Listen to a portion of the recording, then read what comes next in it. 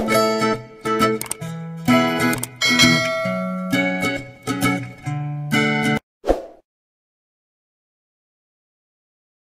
các bạn, như vậy tôi đã giới thiệu cho các bạn xong phần 2 la mã, các phân hệ cơ cấu xã hội cơ bản. Trong phần 2 này, tôi đã giới thiệu cho các bạn 6 phân hệ cơ cấu xã hội cơ bản, bao gồm cơ cấu xã hội giai cấp, cơ cấu xã hội dân tộc, cơ cấu xã hội giới tính, cơ cấu xã hội lãnh thổ và cơ cấu xã hội học vấn nghề nghiệp. Vậy để tiếp tục nội dung của bài 2, mời các bạn chúng ta tìm hiểu phần 3 la mã, bất bình đẳng và phân tầng xã hội. Bất bình đẳng và phân tầng xã hội. Trước hết chúng ta tìm hiểu điểm một nhỏ, bất bình đẳng. Bất bình đẳng. Điểm A nhỏ, khái niệm. Thưa các bạn, là để làm rõ khái niệm bất bình đẳng, trước hết chúng ta cần tìm hiểu khái niệm thế nào là bình đẳng. Trong cuộc sống hàng ngày thì chúng ta vẫn thường nói đến thuật ngữ bình đẳng như bình đẳng nam nữ, bình đẳng giới. Vậy theo các bạn, thế nào là bình đẳng? Theo các bạn, thế nào là bình đẳng? Các bạn hãy suy nghĩ 1 phút.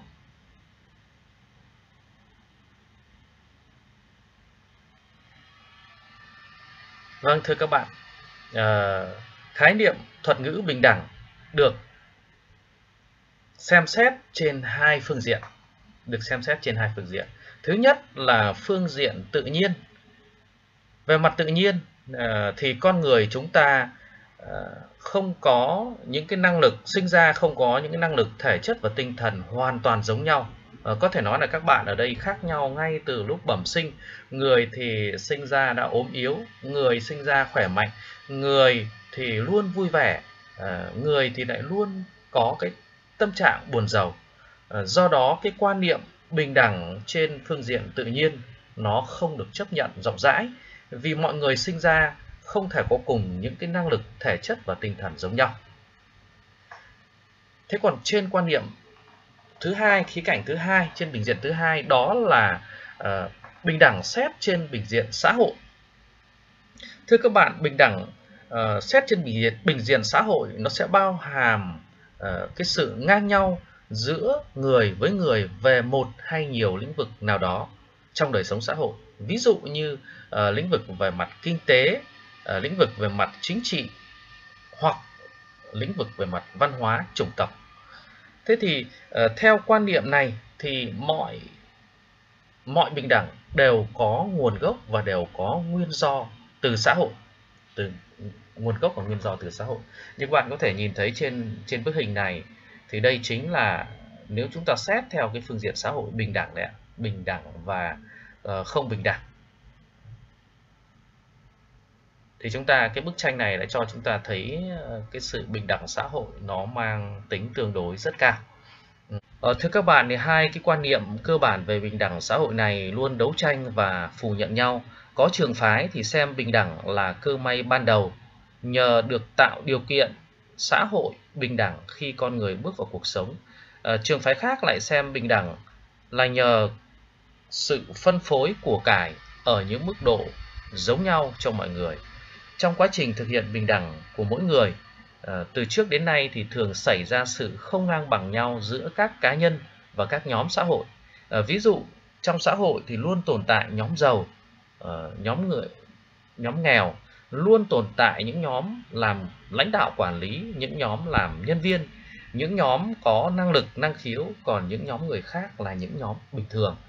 Chính những điều này tạo nên sự bất bình đẳng trong xã hội.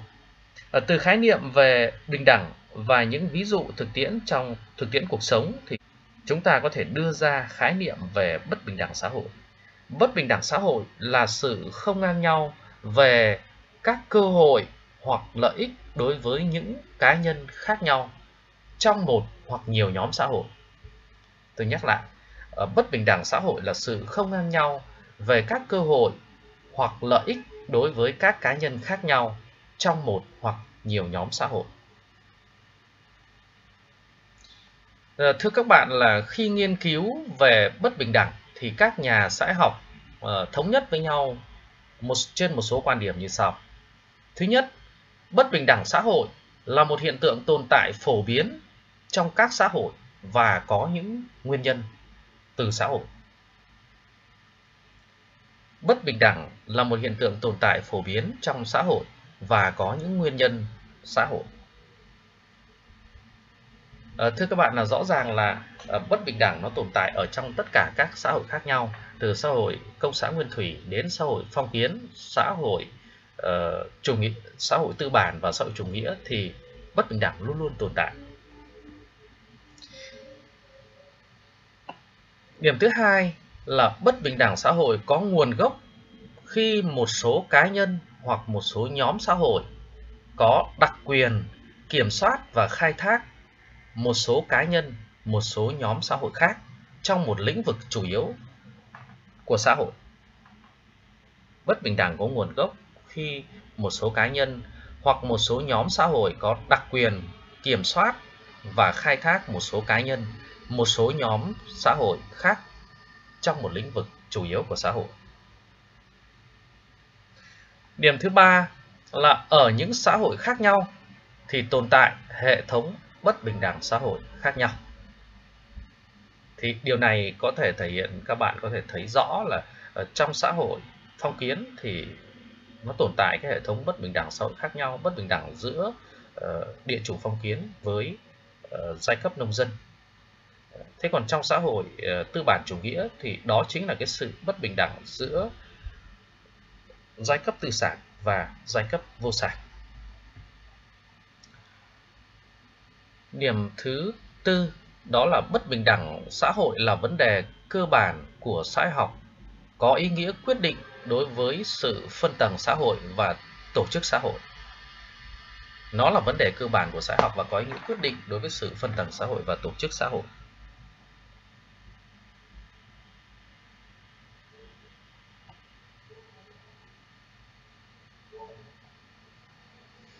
Thế thì vấn đề đặt ra ở đây là cái cơ sở nào, yếu tố nào tạo nên sự bất bình đẳng xã hội, thì mời các bạn chúng ta sang điểm B nhỏ. Cơ sở tạo nên bất bình đẳng xã hội. Cơ sở tạo nên bất bình đẳng xã hội.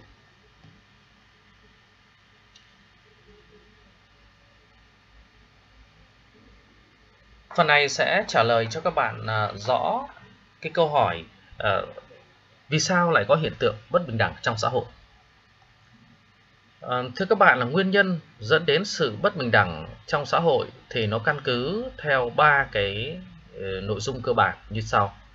Thứ nhất, đó là do sự khác nhau về những cơ hội trong cuộc sống. Ví dụ như điều kiện thuận lợi về chất lượng cuộc sống như là của cải, tài sản, thu nhập, chăm sóc sức khỏe và bảo đảm an ninh xã hội. Thì đây chính là những cái điều kiện mà cá nhân sinh ra trong những cái điều kiện ví dụ như một anh A có sinh ra trong cái điều kiện trong một gia đình có điều kiện về mặt kinh tế, thì anh ấy sẽ có có những cơ hội khác nhau trong cuộc sống, ví dụ như là tiếp cận các dịch vụ giáo dục tốt nhất, tiếp cận cái dịch vụ chăm sóc sức khỏe tốt nhất, tiếp cận những cái dịch vụ bảo đảm an ninh tốt nhất. Cái yếu tố thứ hai là do sự khác nhau về địa vị xã hội.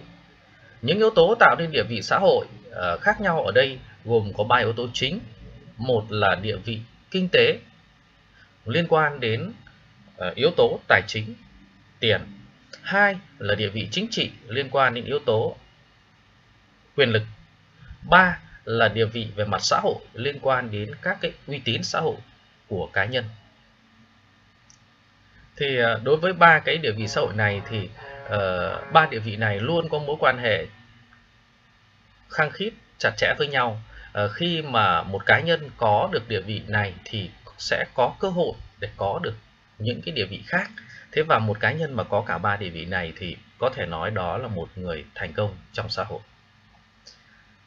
Yếu tố thứ ba là do sự khác nhau về ảnh hưởng chính trị. Tức là ở đây muốn nói đến cái mối quan hệ giữa vị thế chính trị với ưu thế về vật chất và địa vị xã hội. Thưa các bạn, là một người, như tôi đã nói, một người mà có cái địa vị về mặt kinh tế thì họ sẽ có khả năng tiếp cận được những cái địa vị về mặt chính trị, hoặc họ cũng có thể dựa vào cái yếu tố về mặt kinh tế đó để tạo ra những cái uy tín xã hội cho mình. Chính vì vậy mà cái nguồn gốc của bất bình đẳng ở đây nó chính là nằm ngay trong mối quan hệ giữa yếu tố kinh tế và địa vị xã hội, hay chính trong mối quan hệ thống trị về chính trị của các giai cấp trong xã hội. Ở đây có những cái bức tranh mà rất thú vị muốn giới thiệu với các bạn. Nó chính là cái sự khác nhau giữa người giàu và người nghèo. Người giàu thì họ thường kết giao với những người tích cực và thành công, thế còn người nghèo thì họ thường giao du với những người tiêu cực hoặc thất bại. Và ở đây người giàu thì họ chú trọng vào tổng tài sản, còn người nghèo thì họ chú trọng vào thu nhập từ việc làm. Và chính cái tư duy khác nhau này nó dẫn đến cái sự bất bình đẳng trong xã hội, và nó cũng là một trong những cái nguồn gốc của bất bình đẳng trong xã hội.